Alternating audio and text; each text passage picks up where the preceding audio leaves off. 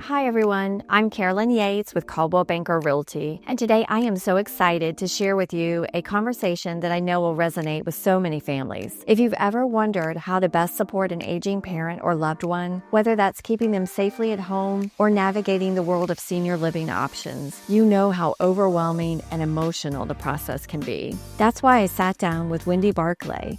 She's the founder of Hometown Senior Care Solutions. Wendy's mission is to help seniors age in place with dignity, whether that's at home or in a community setting, and guide families through the maze of care options and funding strategies that most of us don't even think about until we're right in the middle of it. We're going to talk about the biggest concerns that families face, how to prepare financially before care is needed, and practical steps you can take today to make tomorrow easier.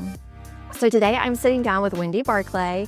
We met a few years ago through mutual friends, but we don't know each other all that well, and I am excited today to learn more about her business. Wendy is the owner of Hometown Senior Care Solutions, and let's just start off. Tell us about it. Yep. So first off, my goal is to help people age in place. What I found when I moved down here and started this company about 13 years ago was that there are a myriad of options, and most people don't know the right questions to ask, where to turn. They end up making a lot of phone calls. There's a lot of confusion around it. So I said, why not try to simplify it and help people on that journey of aging? Maybe not for themselves, but usually for their loved ones. It's normally people our age that are looking for moms and dads, grandmas. Yes.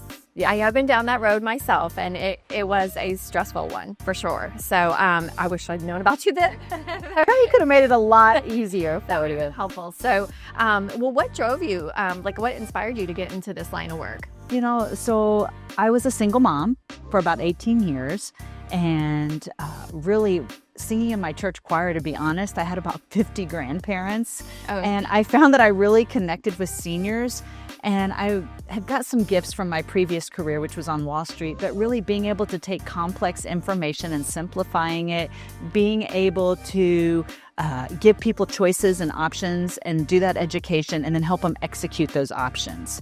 I'm really super good at it. And so I kind of put it together. Oh, and coming from Wall Street, I'm really comfortable talking about money. So that's also a touchy subject with people. So you kind of put it together, and it led me to this place. And if you would have asked me 13 years ago if my business would have propelled to what it is today, I never would have believed it. I mean, I'm getting asked to speak all over the country. I'm being brought in and doing trainings and educations for communities and hospitals. And just, if you would have asked me this, I don't know. It's a blessing, and I love it. So right, that's really exciting. So what do you think the number one concern is of people when they're trying to find care options for a loved one? Well, the number one concern is how to pay for it. We talk a whole lot more about how do we pay for the care that someone's going to need versus what do they actually need. And what I also find is that a lot of people think that it's never going to happen to them and they're never going to need any care. They're going to be independent forever, which is awesome. And that's what we hope for. But the average age of my clients, 83 to 86. Life expectancy for a female is about 83, and for a man, it's about 81. So typically I'm getting clients who, no matter how healthy they've been or what's been going on, something has transpired, usually normal aging or a health condition, something where they need more support. And everybody, if we were to talk to you about your mom and dad, where do they want to be? Everyone wants to be at home. At home. And so they put in grab bars. They may or may not pick up rugs. I don't know. But staying at home is really about what are all the tools and resources that you need to stay in your home safely. And in-home care can be a component of it. Yes, the grab bars, rugs, but how are we functionally using our home?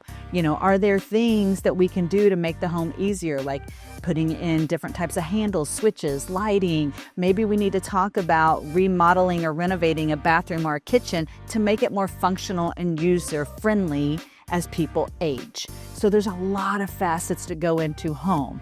And then when you talk about affordability, while we all want to stay home, but if we can't afford to stay home with the proper tools and resources, sometimes we have to look to community-based care like assisted living or, sadly, even memory care if someone has dementia. Right. And I think often if they are the surviving spouse or they're single, that going to an assisted living can be better or independent care because you're around people. There are a million studies of people Google socialization for seniors and the importance of that in their life.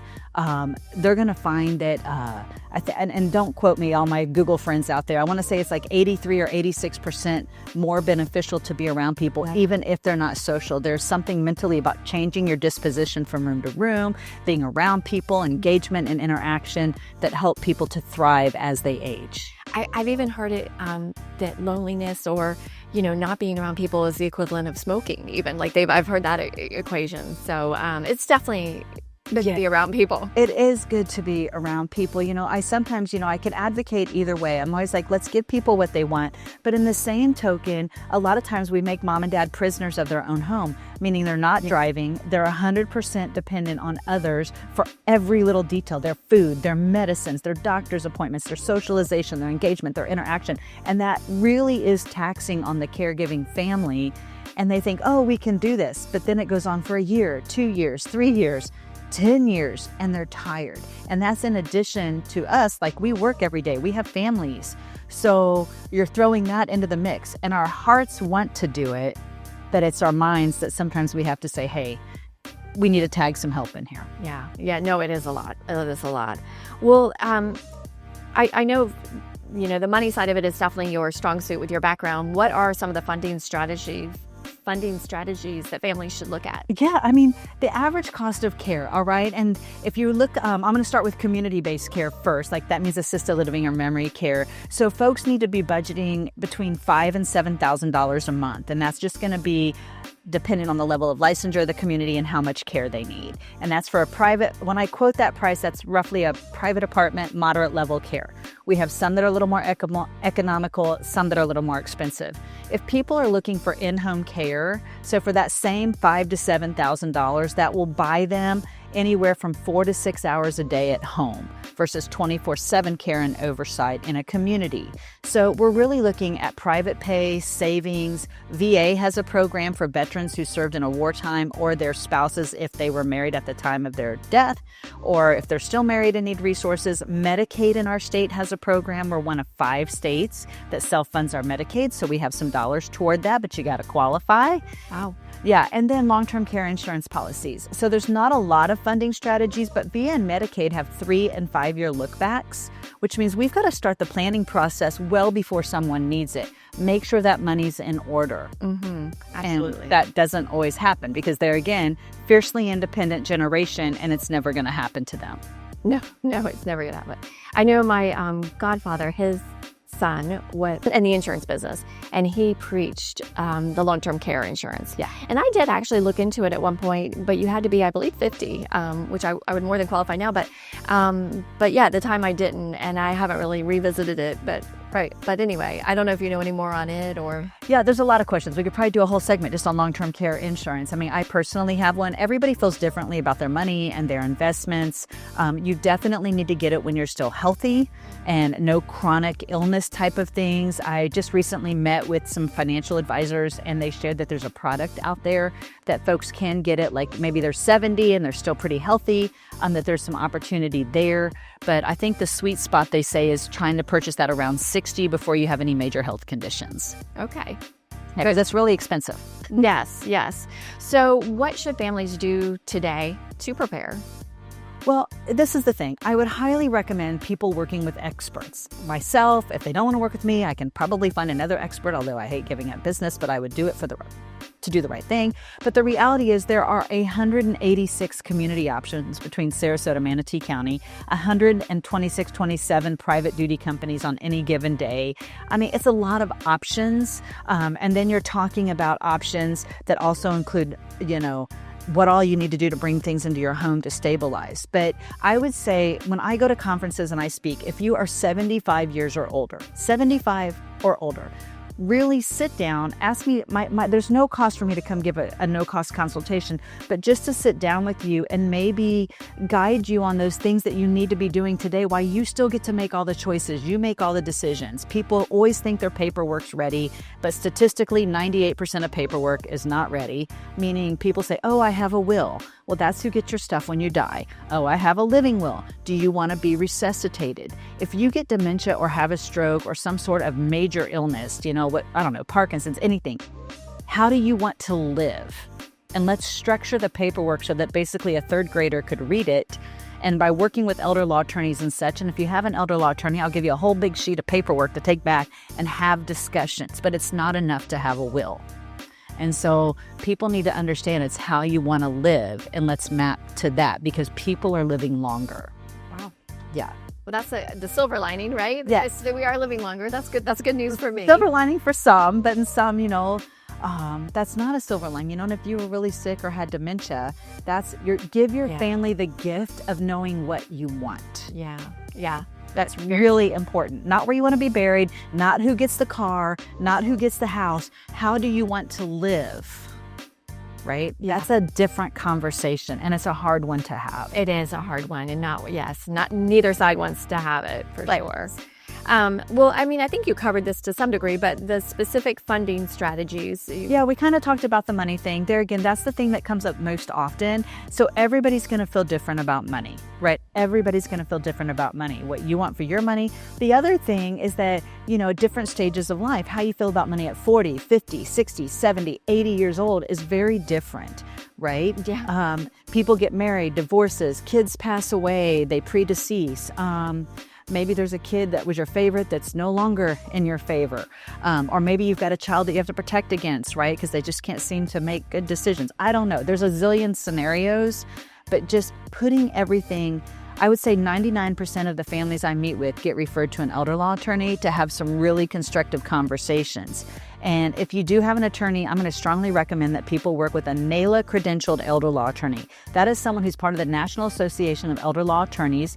These folks are the specialists of elder care, meaning that they're going to make sure you don't disqualify yourself from public benefit and entitlement programs. They're going to look at your life a little bit more holistically than when you retired. Now that I always say you prepared for retirement, but did we prepare for aging? Right. Did not. No. We don't talk about that. No. We're just going to have fun. We're going to move to Florida and have fun. Absolutely. Okay. If families could remember just one thing that you've shared with them today, like what would it be? The one thing would be to do a refresh on your paperwork. Have that hard conversation. How do you want to live? Meet with an elder law attorney, re-review that paperwork, make sure you're not going to disqualify yourself from public benefit and entitlement programs, and that you're having appropriate funding strategy conversations, short-term and long-term. I help people that are very affluent and could have any kind of situation that they want. I also have people who I would say are average individuals, meaning maybe they get $2,000 a month income. Then we find out that maybe they're eligible for VA aid and attendance, and that's going to put more money in the bucket. Maybe we need to do some long-term care Medicaid planning. It's about I learned a lot of things on Wall Street. People who have a lot of money want to keep it. People who don't want to leverage it. So how do we help people leverage every dollar, whether you have a little or a lot, and help get you to the finish line and help you fulfill end-of-life wishes and give you the best possible life that we can on that journey? Great advice. Yes. Great advice. Well, I know this was short, and people probably have a lot of questions. So if they do want to reach out and find out more information from you or how you could help them, what's the best way to reach you? Go to my website, hometownseniorcaresolutions.net, hometownseniorcaresolutions.net. Best way to get a hold of me. That's awesome. Well, thank you. Thank you so much, Wendy. I learned a lot. I probably have a lot of questions too after hearing this, and I want to learn more. So maybe we need a part 2 somewhere down the road. But thank you for your time and for educating the community on your services. You're welcome. Thanks for having me.